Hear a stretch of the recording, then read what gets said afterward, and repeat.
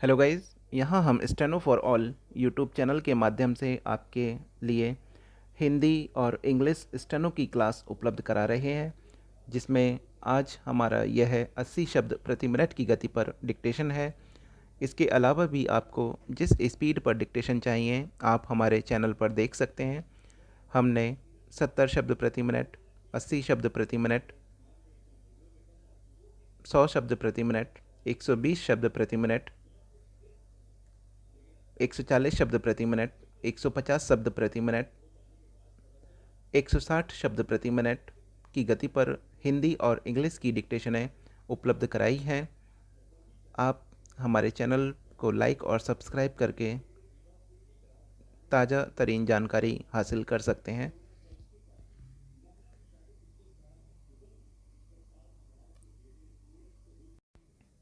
Ready?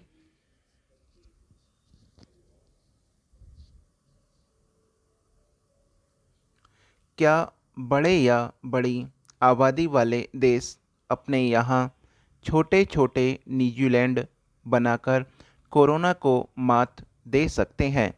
इस पर विचार और व्यवहार की ज़रूरत है। कोरोना को लेकर कुछ प्रचलित धारणाएं भी टूटी हैं। एक धारणा यह है कि संक्रमण जब एक निश्चित मुकाम पर पहुंचेगा तभी उसमें गिरावट आएगी, लेकिन न्यूजीलैंड ने इस धारणा को धता बता दिया है। न्यूजीलैंड ने इस भ्रम को भी तोड़ दिया कि किसी लोकतांत्रिक देश में कोरोना से लड़ाई आसान नहीं है। वाम शासित चीन ही नहीं, अब लोकतांत्रिक न्यूजीलैंड भी है जो चौतरफा लड़ती दुनिया के लिए तब तक प्रेरणा स्रोत रहेगा जब तक कोरोना है। अमेरिकी राष्ट्रपति आखिर G7 के विस्तार के जरिए क्या चाहते हैं, यह अभी बहुत स्पष्ट नहीं हुआ है। साल 1997 में एशियाई आर्थिक संकट के मद्देनज़र तत्कालीन अमेरिकी राष्ट्रपति बिल क्लिंटन ने 7 देशों के उस समूह के विस्तार की ज़रूरत पर बल दिया था जिसे G7 कहा जाता है। उनकी कोशिश के चलते साल 1999 में G20 समूह की शुरुआत हुई थी और इसमें यूरोपीय संघ और 19 देश शामिल थे। अब उस घटनाक्रम के 24 साल बाद एक और अमेरिकी राष्ट्रपति डोनाल्ड ट्रंप ने उसी G7 के विस्तार की अपील की है और अपनी अपील को आधार देने के लिए उन्होंने इस समूह को बहुत पुराना बताया है। वैसे ट्रंप इस विस्तार से चाहते क्या है, यह साफ नहीं है। हालांकि तत्कालीन राष्ट्रपति बिल क्लिंटन जो चाहते थे वह भी पहले स्पष्ट नहीं था। अब ट्रंप अतिरिक्त सदस्यों के रूप में भारत, दक्षिण कोरिया, ऑस्ट्रेलिया और रूस को शामिल करते हुए G10 या G11 बनाने की सोच रहे हैं। इसका गणित स्पष्ट है, यह G11 बन जाना चाहिए, लेकिन G10 की चर्चा क्यों? गौरतलब है कि रूस को 2014 में इस अहम समूह से बाहर कर दिया गया था। तब रूस ने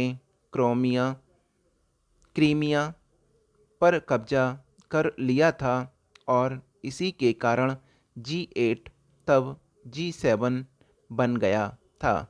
दिलचस्प यह है कि G7 में शामिल अन्य देशों के अधिकांश मुख्य रूप रूस के प्रति ट्रंप के उत्साह को साझा नहीं करते हैं, लेकिन अकेली इसी अनिश्चितता की वजह से ट्रंप की G7 विस्तार की योजना पर संदेह नहीं करना चाहिए। इस समूह के विस्तार पर चर्चा करने वालों ने वर्ष 1997 से 99 में भी शामिल होने योग्य प्रत्याशियों पर विचार किया था, लेकिन उन्होंने तब सदस्य संख्या कम रखने को ही सही माना था। उस समूह में भारत के लिए भी जगह बनी थी। वाकई 1997 में एशियाई देशों में व्यापक आर्थिक संकट के कारण वैश्विक वित्तीय स्थिरता की राह में खड़ी चुनौतियों से मुकाबले के लिए एक बड़े मंच की ज़रूरत थी और G20 ने उसकी पूर्ति की। साल 2008 के आर्थिक संकट के बाद भी G20 ने प्रभावी भूमिका निभाई थी। अब कहा जा सकता है कि तत्कालीन योजना अपेक्षाकृत ज़्यादा सोची समझी थी। दूसरी ओर ट्रंप की विस्तार योजना अच्छी तरह से सोची समझी नहीं है। दुनिया कोरोना वायरस के कारण पिछले 100 साल के सबसे खराब स्वास्थ्य संकट का सामना कर रही है, पर ट्रंप की नई कोशिश इस महामारी पर केंद्रित नहीं दिखती। यदि वह इस समस्या से निपटने की कोशिश में बहुपक्षवाद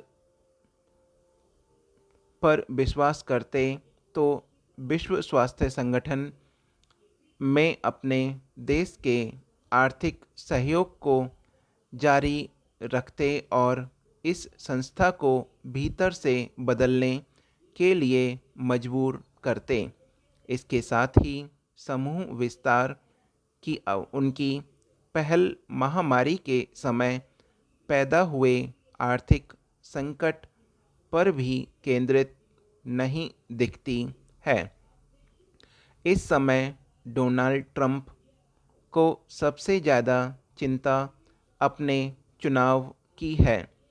वह जीत की संभावनाएं तलाश रहे हैं। यही कारण है जर्मन चांसलर एंजेला मर्केल, जो पश्चिमी दुनिया के राजनेताओं में सबसे तेज हैं, चुनावी साल में अमेरिकी दौरा करने से परहेज करती हैं।